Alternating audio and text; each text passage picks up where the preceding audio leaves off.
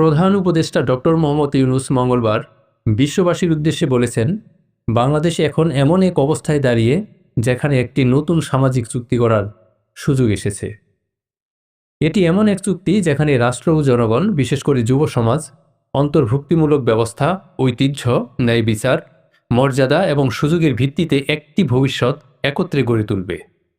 তিনি বলেন, আমরা পৃথিবীর জন্য আশার এক বাতিঘর হিসেবে দাঁড়াতে চাই এবং আমাদের বন্ধু ও অংশীদারদের আহ্বান জানাই অন্তর্ভুক্তিমূলক সামাজিক চুক্তি পুনর্লিখনের জন্য। পাশাপাশি সামাজিক ব্যবসা, আর্থিক অন্তর্ভুক্তি এবং মাইক্রো ফাইন্যান্সের ভূমিকা অন্বেষণ করতে, যা প্রান্তিক জনগণের জন্য টেকসই উন্নয়ন এবং অর্থনৈতিক সুযোগ সৃষ্টিতে সহায়ক।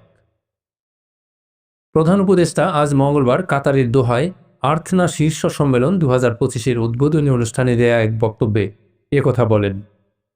ডক্টর ইউনূস বলেন, আমরা এমন এক সময় পার করছি যেখানে বহুপাক্ষিকতা হুমকির মুখে, জলবায়ু পরিবর্তন দ্রুততর হচ্ছে, ভূরাজনৈতিক উত্তেজনা বাড়ছে এবং মানবিক সংকট গভীরতর হচ্ছে। নতুন নতুন নীতিমালা, প্রযুক্তি এবং শাসন পদ্ধতি আমাদের পৃথিবীকে দ্রুত রূপান্তরিত করছে, যা অতীতের অনেক অনুমানকে অচল করে দিচ্ছে। তিনি আরও যোগ করেন, ভবিষ্যৎ এমন কিছু নয় যা আমরা উত্তরাধিকার হিসাবে পাই। এটি এমন কিছু যা আমরা তৈরি করি এবং আমাদের প্রত্যেকেরই এতে একটি করে ভূমিকা রয়েছে।